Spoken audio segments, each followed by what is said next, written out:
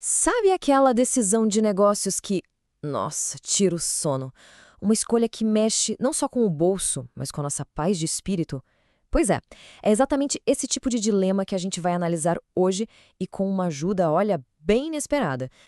Pensa só no cenário. De um lado, o peso de uma dívida paralisante do banco. Do outro, o risco de trazer para dentro da empresa um sócio que pode simplesmente bagunçar o coreto todo. E aí, para que lado ir? E é nesse beco sem saída que a nossa história de hoje começa. A gente acompanha um empreendedor que, no meio dessa angústia toda, acaba encontrando um guia, digamos, inusitado para iluminar o caminho. Ninguém menos que Santo Agostinho. Ok, vamos entender a primeira grande ideia aqui: a tranquilidade da ordem. É esse o conceito-chave que vai guiar toda a nossa reflexão. E a frase de Agostinho que resume tudo é esta: a paz que se busca é a tranquilitas ordinis, a tranquilidade da ordem. A angústia surge quando amamos as coisas na ordem errada. Ou seja, para ele a paz não é não ter problema, sabe? É ter as coisas certas nos lugares certos, principalmente dentro da gente. E essa expressão em latim, tranquilitas ordens, vira quase uma ferramenta prática. Pensa nela como um tipo de GPS para a alma. É o que nos ajuda a organizar nossos valores, nossas prioridades e colocar cada coisa no seu devido lugar para encontrar a calma. Beleza, agora a segunda parte, dívida contra discórdia.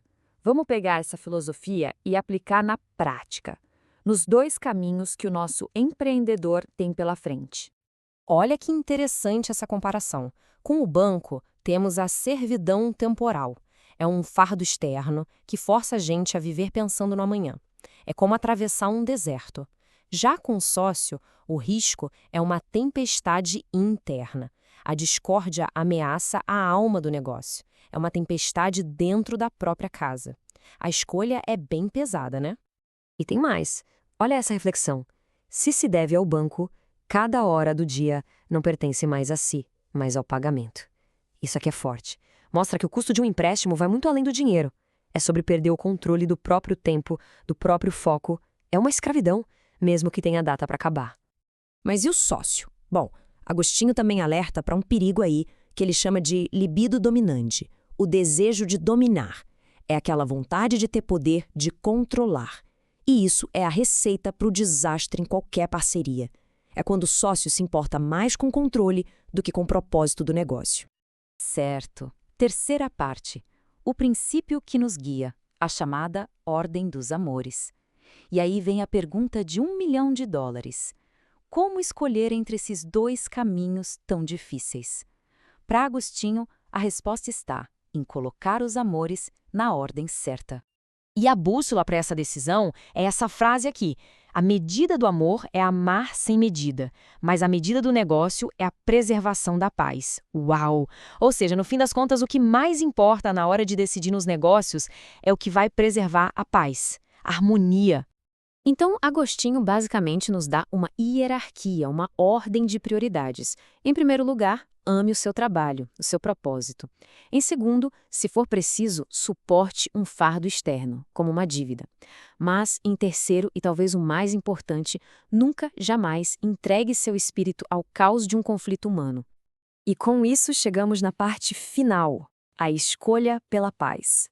A grande virada. Vamos ver agora como o empreendedor junta todas essas peças e aplica essa sabedoria no problema real dele. E aqui acontece o clique. A percepção do empreendedor muda completamente. Compreendi que minha dúvida não era financeira, mas espiritual.